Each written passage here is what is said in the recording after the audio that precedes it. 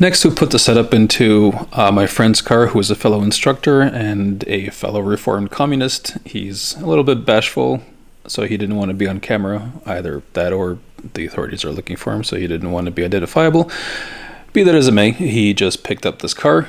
It's bone stock, pretty much like mine. It's actually got some bigger tires on it, 235 RS4s, so it should be capable of about the same performance, or a little bit better actually than mine. So we wanted to get the data from our cars and compare it to see what pointers he could pick up for some better lap times. So I've got AM data already set up here. The track is on the right. His car is going to be in white, mine brown, and I have his throttle tray set up in green on the first lane, his brake tray set up in red, mine being lane 2, car 2 will be in brown. In lane 2, yellow is his vehicle speed, mine is brown obviously, and white is his oil temperature, more on that a little bit. So we start out going up the back straight, heading into turn 8. He actually stays on the power deeper into the corner, so he has higher top speed, but he then applies really hard brakes and slows more than I do.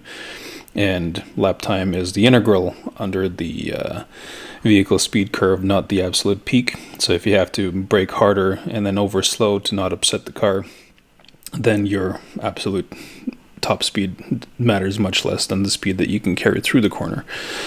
So here you can see going through turn 8, I don't slow as much as he does, and I'm able to carry more speed. So the yellow car on the track is already ahead heading into turn 9. Through turn 9 we're about the same. Then we get ready for turn 10, and again he applies brakes here, overslows the car even though he actually carries a little bit more speed. And then going through turn 10 we're about the same, but because I upset the car less, I'm able to get on the power sooner. You can see the difference here between the throttle traces, and then already you can see coming onto the front straight how far ahead the yellow car is ahead of the white. Then going into turn 1, again he carries a little bit more speed going into the corner, but then he applies much more brake, and then you can see the difference between the speeds going through the corner. And then it's carried pretty much all the way through, and then here the yellow car is already quite far ahead going into turn 2.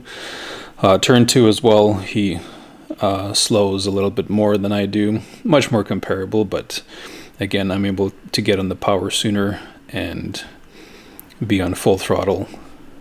You can see here the difference between the brown and the green throttle traces. I'm on power sooner and for much longer. So by the time we get into turn 3, I'm significantly far ahead already, even though our apex speeds are fairly comparable. And then from here, the lap performance is roughly equivalent. I end up carrying more speed into turn 4, so he could do the same. And our minimum speed through turn 5, I'm also able to carry more speed through there. So we're able to show him these traces, and next time out he is going to do even better than I am, I'm sure. Finally, having a look at these oil temperature traces, I did warn him when he got the car that even on a high-speed track like Mosport, with lots of airflow over the motor, these FA20s really cook the oil, and ultimately I was starting to see over 130 degrees Celsius, which is pretty dangerous even for modern oil. And I installed an oil cooler and a thermostatic sandwich plate from Vibrant Performance into mine, and here you can see pretty much the whole lap, and this was consistent for all sessions.